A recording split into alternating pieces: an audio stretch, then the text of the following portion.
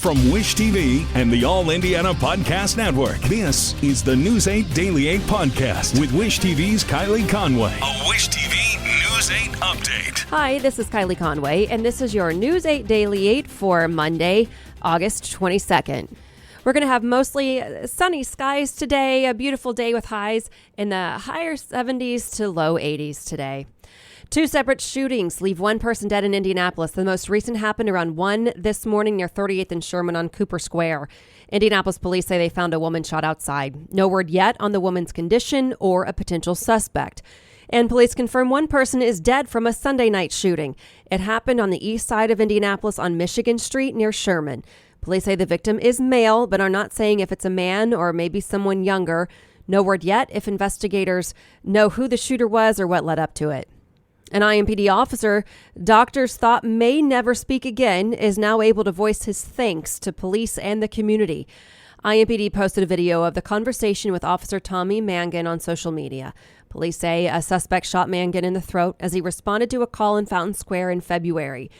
In the interview, in the video, with his wife by his side, Mangan talked about the difficulties they faced since that day, since the shooting happened. It hasn't been easy. The load has seemed very heavy at times, but being able to have faith and have that load be lightened is, I believe, the only way that it is possible to make it through, not only make it through, but grow stronger through it. IMPD says Mangan will undergo another surgery in September. Now, you can watch the full conversation with Officer Mangan on our website right now. Just look in the As Seen on Wish TV section at wishtv.com. And a new piece of art is up in Elwood to remember fallen officer Noah Shanovez. He's the officer who died in a shooting at a traffic stop last month. This weekend, a local restaurant unveiled a new mural that is now dedicated in honor of Shanovez. It's on the side of Joiners near the police department. Shanovez's family members say that they're grateful for the mural and other displays of support people have shown. To Vigo County, where Indiana State University is mourning the death of 3 students, including a football player. A Twitter account for Caleb Van Hooser's former high school football team identified him as a victim. The tweet from East Lakota football just north of Cincinnati reads, "It is with heavy heart that we mourn the loss of Caleb Van Hooser, former Hawk great and Indiana State football player who was called home to heaven early this morning. We will never forget his contributions to our program." Police say 5 ISU students were in the car that crashed early yesterday morning. Officers think the car hit a tree off State Road 42, then caught fire. Police say the driver and 2 passengers died at the scene. 2 other passengers were rescued and are being treated for serious injuries. The ISU women's soccer team decided to postpone its game against Northern Illinois University due to the crash. The team hasn't set a new date yet. Governor Holcomb has met with the president of Taiwan. They spoke this morning. Holcomb's trip to the island is the 3rd recent high-profile trip to Taiwan by an American politician.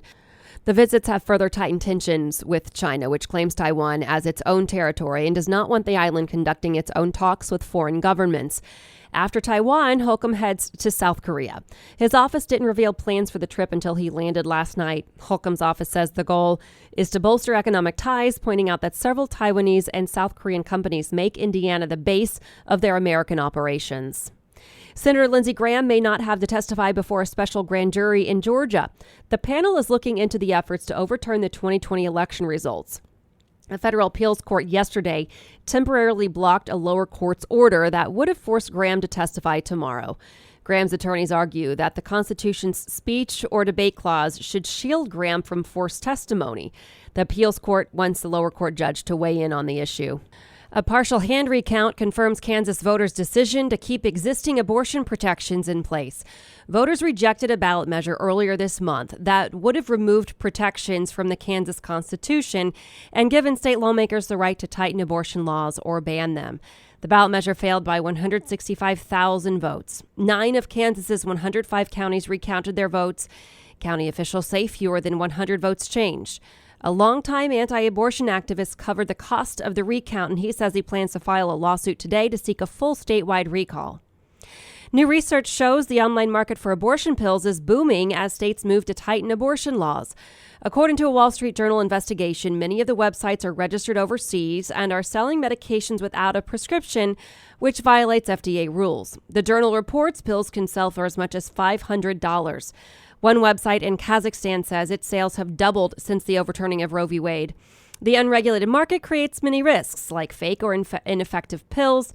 People who buy the pills could also face criminal charges if they live in a state with restricted abortion access. And the CDC now reports 3 child cases of monkeypox diagnosed in the United States. The most recent case is out of New York, the state's first. The state health department says it is not able to release this child's age or how they got infected. The CDC has also identified a child case in California and another in an infant not from the United States.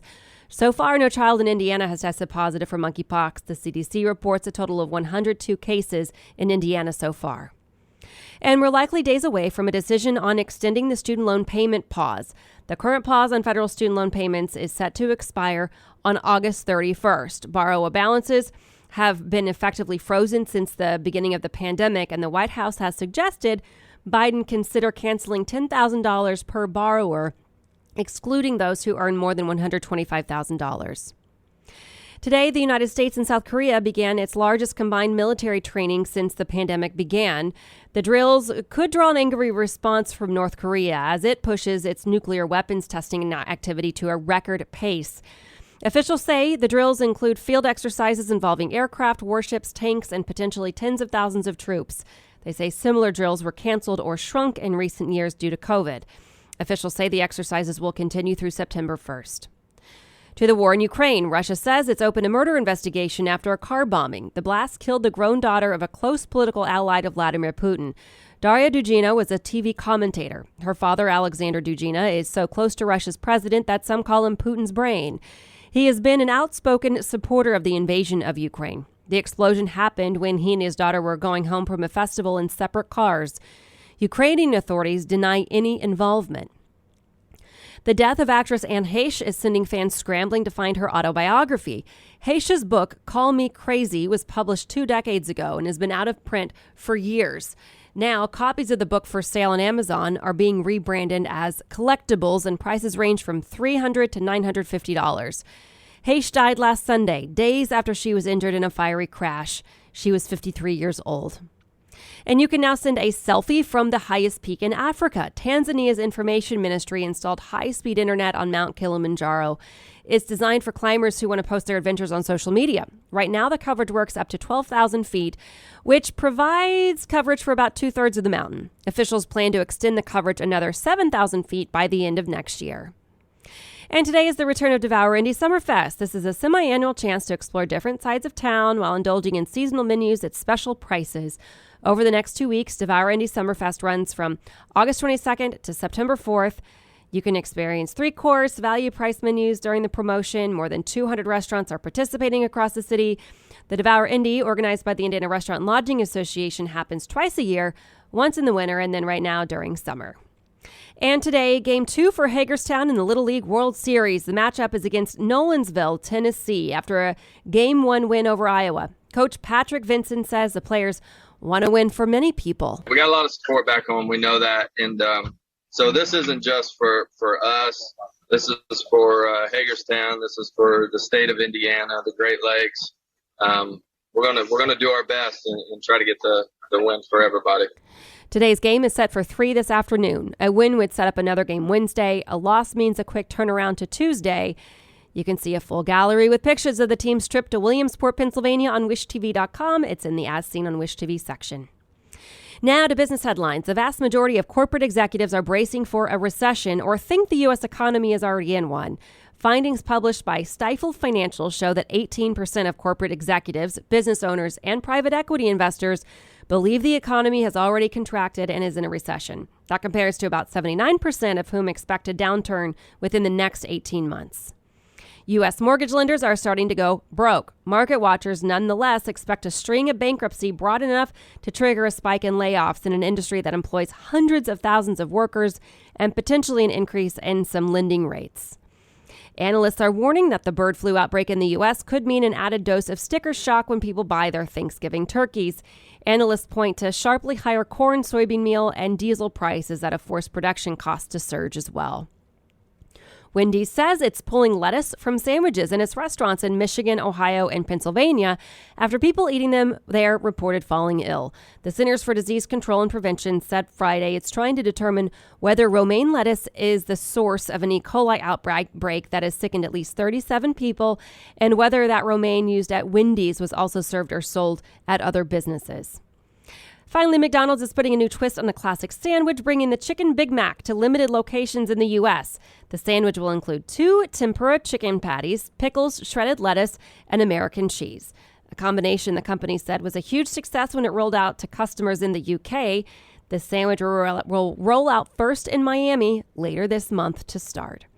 This has been your News 8 Daily 8 for Wish TV. I'm Kylie Conway, online at wishtv.com, and follow us on Facebook when you search Wish TV. This is the News 8 Daily 8 podcast with Wish TV's Kylie Conway. A Wish TV News 8 update on demand for even more on demand and on the go. Connect with Wish TV on Facebook at wishtv.com and on the free Wish TV mobile app. Thank you for listening, and be sure to like, subscribe, and follow this podcast for updates every weekday morning on the All Indiana Podcast Network and wherever you get your podcast.